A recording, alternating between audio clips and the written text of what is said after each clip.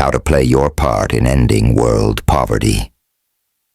If you're reading this book or listening to this podcast, your life is pretty good. Compared to billions of people in the world, we live a comfortable life, and we don't have to worry about where our next meal is coming from, or if a little mosquito bite could kill you. Singer shows us that we have a responsibility to help end suffering and help lift others out of poverty. He also shows us that there are a lot of low-cost, high-impact things we can do and provides a template for the amount we should give. When will you start playing your part in ending world poverty? What if I told you that you can save a life, even many lives? Do you have a bottle of water or can of soda on the table beside you as you read this book? If you are paying for something to drink, when safe drinking water comes out of the tap, you have money to spend on things you do not need. Let us understand the purpose of the book, the life you can save. To reduce extreme poverty, not to make you feel guilty. 18 million people are dying unnecessarily each year. That is higher than the death rate in World War II.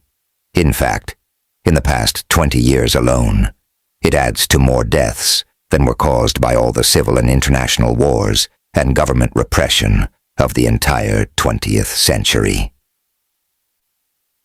Let us dive deep into the book. Index begins here. Saving a child. You are leaving for the work, and on the way, you found that a kid splashing in the pond you are passing by. The child is unable to keep his head above water for more than a few seconds at a time. If you don't wade in and pull him out, he seems likely to drown. Wading is easy and safe, but you do not want to ruin the new shoes you bought last month and get your suit muddy and wet. What should you do?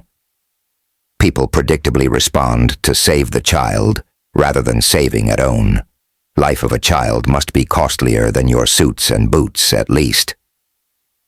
According to UNICEF, 10 million die under 5 from causes related to poverty. For example, there is a small boy who died, could have been cured at the hospital, but the parents had no money, so he died a slow and painful death, not of measles but due to poverty. Taking into account, if you donate a small amount of money, you can save a child's life. Maybe it takes more than a pair of shoes, but we buy things we do not need all of the time: drinks, meals out, clothing, movies, concerts, vacations, new cars, or house renovation. Is it possible to choose to spend your money on such things rather than contributing to an aid agency? You are leaving a child to die, a child you could have saved. Let us take a look at Poverty Index. South Asia has the most number of extremely poor people. 455 million in India, 380 million in sub-Saharan Africa, 200 million Chinese. All are living on less than $1.25 a day, and most of you who have traveled there think that it is easy to live cheap. In wealthy societies, poverty is relative. People feel poor because many of the good things advertised on TV are beyond their budget. In the US, 97% of people who are classified as poor own a color TV. Most of us are absolutely certain we would save a drowning child at considerable cost to ourselves. Yet while thousands of children die each day, we spend money on things we take for granted and would hardly notice if they were not there. Is that wrong? If so, how far does our obligation go? Is it wrong not to help? Premise 1. Suffering from something and died due to lack of food are bad. 2. If it is in your power to prevent something bad from happening without sacrificing anything as nearly as important, it is wrong not to do so. 3. By donating to aid agencies, you can prevent suffering and death from the lack of food, shelter, and medical care without sacrificing anything nearly as important. Conclusion: if you do not donate to aid agencies, then you are doing something wrong. Common objections to giving. A. There is no black and white universal code for everyone. It is better to accept that everyone has a different view on the issue, and all people are entitled to follow their own beliefs, saying it is up to us to determine our moral obligation. This is moral relativism. It is attractive only until you are faced with someone doing something extremely bad. If we see a person holding a cat's paws on an electric grill, we would object. But then he would say, "Oh well, you are entitled to follow your own beliefs." We would have to let rapists, racists, and terrorists go along.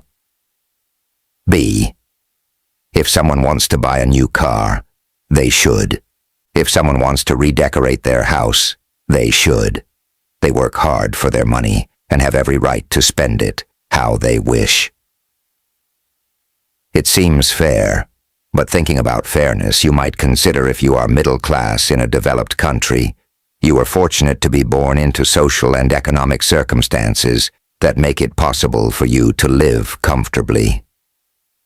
Nobel Prize-winning scientist Herbert Simon estimated that social capital is responsible for at least 90% of what people earn in wealthy societies. Without social capital, you won't escape poverty no matter how hard you work. The statement says you have the right to spend it how you wish. But if your mother is sick on her deathbed, you have the right to spend the weekend earnings. But probably you should not do that. C. We are responsible for what we do. But there is no plausible argument to say we have a general duty to those whom we have done nothing wrong. Most of us are using goods made from raw materials, made from unethical dealings from resource-rich but poor nations. When we do, we are harming those countries. In developed countries, we are contributing the most to global warming, where rising sea levels will inundate the fertile ground of Egypt, Bangladesh, Vietnam, and India. Misconception about skewed wealth. Some people look at the world's wealth as a static quantity that is divided amongst a lot of people. In that model, the bigger slice the rich get, the less there is for the poor. If someone is super rich, it is skewing away from the poor under this world view. But what actually happens, entrepreneurs who get rich do not necessarily make the poor poorer. Giving money breeds dependency. Food directly to the poor is not a sustainable solution, except in terms of drought, earthquake, or flood. If USA ships food in, it destroys markets and reduces incentives for local farmers. We need to make it possible for them to produce their own food and meet their needs in a sustainable manner. Cash is the seed corn of capitalism. Giving it away will reduce future growth. If Warren Buffett gave away his first $1 million, he would not have become a billionaire and give away 31 of billions. And if you are like Warren, perhaps hang on to it until later in life.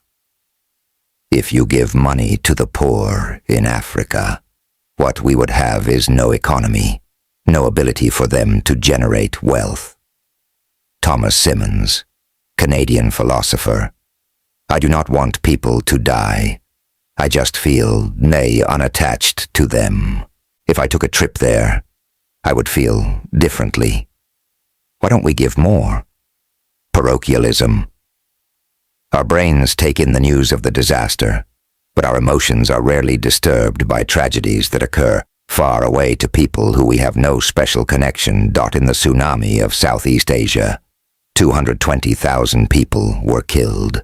Americans gave $1.54 billion, and Hurricane Katrina killed 1,600 people, and America pledged $6.5 billion. Futility. The proportion of lives has a big influence. You are more likely to give if you can save 80% of the lives of 100 people than 20% of 1,000 people. Diffusion of responsibility. A famous case is of Kitty Genovese. A young woman in Queens famously killed. 38 people in different apartments saw it, but no one came to aid her. The sense of fairness. Money. Money given must be used fairly and at appropriate places. Psychology and ethics also play an important role here, creating a culture of giving. We give relative to the reference group. If our friends do it, we do. Identifying the victim and the face of the needy makes us to help or give. The facts about aid. How much does it cost to save a life? And how can you tell which charities do best? Find charities that really make a difference. Charity Navigator focuses attention on the problem. There is the idea that most of the money goes to admin costs. Most admin costs and fundraising expenses are reduced to 20% of their revenue. But this does not include the aid budget. Some salaries are put down as an aid budget. How much does it cost to save a life? Give Well is a charity that measures effectiveness to a bunch of charities and gave out a grant to the most effective point, $2,367 per life saved to prevent malaria.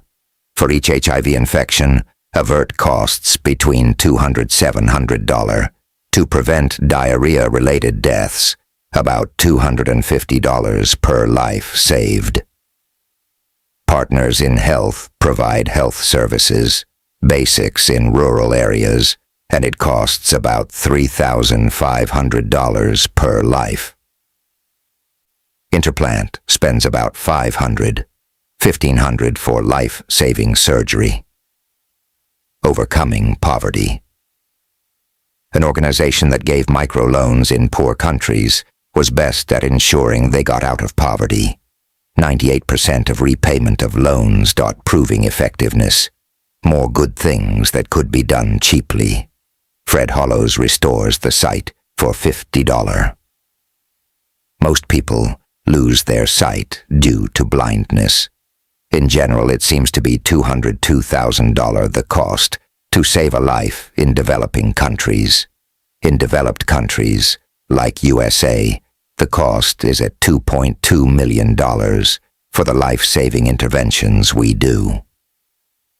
The Environmental Protection Agency puts it at $22 million. The infrastructure teams at $5.8 million.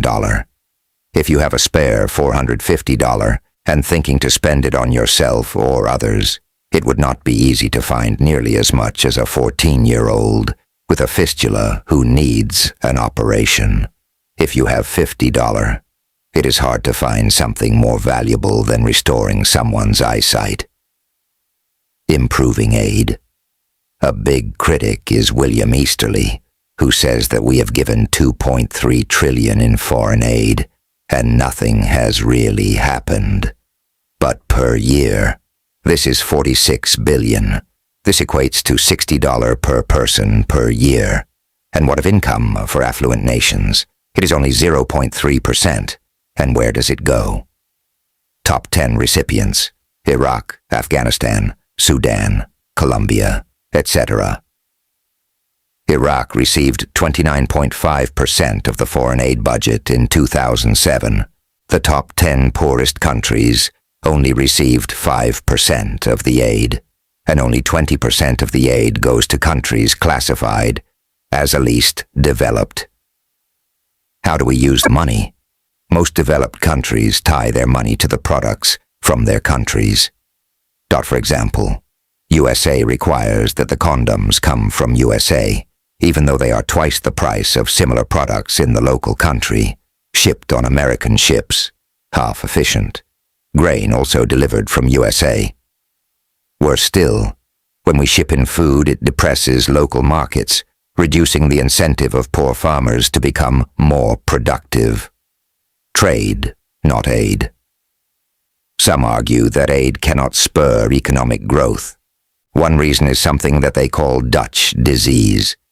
Dutch found valuable natural gas in the 1960s, which should have been a great economic boon. But as revenues came in, Dutch manufacturing slumped. Something more significant than Dutch disease. The USA and European countries undercut poorer countries through subsidies.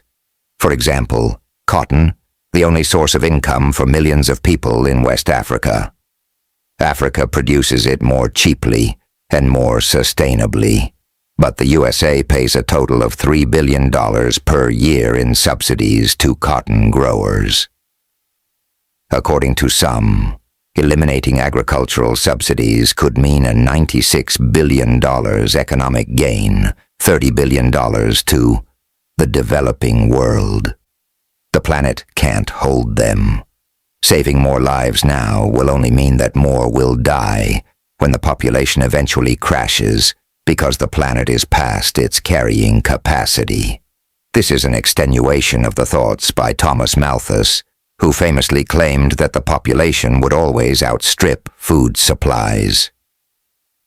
Your child and the children of others. Many would say if you do not put your child's life ahead of others, then you are an unnatural mother. Fortunately, it will never get to that level. The real dilemma is that it is wrong to reject the pleas of designers, label kids' clothing, video games, and send them to public school instead of the local school. Asking too much. How to calculate how much you should give. Calculate how many people below the world poverty line and calculate how much you need to get them above. This is $124 billion per year, raises everyone. The annual income of the 22 richest nations is $20 trillion, so this is 62 cents out of every $100. A person making $50K a year would need to give just over $300. By comparison, in 1999, Americans spend $116 billion on alcohol. But not every people are going to pick up the slack, so need to factor that in. Most philosophers do not agree on what the right amount is, but all agree on if you are not giving or only giving trivial sums of aid, you are acting wrongly. The singer is implying that it is wrong to spend money on many things when 2,7,000 children die from preventable causes or diseases every day. A realistic approach. How much? Singer says for those comfortable, a bare minimum of 5% of annual income is reasonable. Most people could give this amount without sacrificing much and save considerable amounts of lives. People like Warren Buffett and Gates do a lot, but then there are people like Paul Allen, A.J. Salt and Pepper, who have $16 billion for investing in Microsoft early gas, given $900 million over his lifetime, but to arts foundations, etc. It has a bunch of toys, including a yacht called Octopus, that costs $200 million, with a permanent crew of 60. It has 2 helicopters, submarines, etc. Quote as saying, "Money is just a way of keeping score."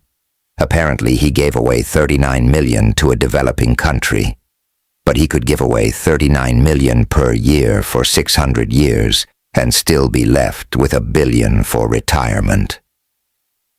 Now do the sums yourself and count the lives saved, or people's blindness restored, etc. for the cost of his yacht to show off to his buddies how rich he is. Peter Singer's system with brackets. 148K, 5%. Above 148, 10%. Max out at 33% philanthropic. The poorest Americans currently give the highest proportions. Those who give to charity are 43% more likely to respond every happy. In surveys, Singer recommends doing more. Ends on Henry Spira, a man who gave away a lot and very effective. I guess basically one wants to feel that one's life has amounted to more than just consuming products and generating garbage. I think that one likes to look back and say that one has done the best one can do to make this a better place for others. What greater motivation is there than doing what you can do to reduce pain and suffering? Overall, this is where it leads to: the life you can save.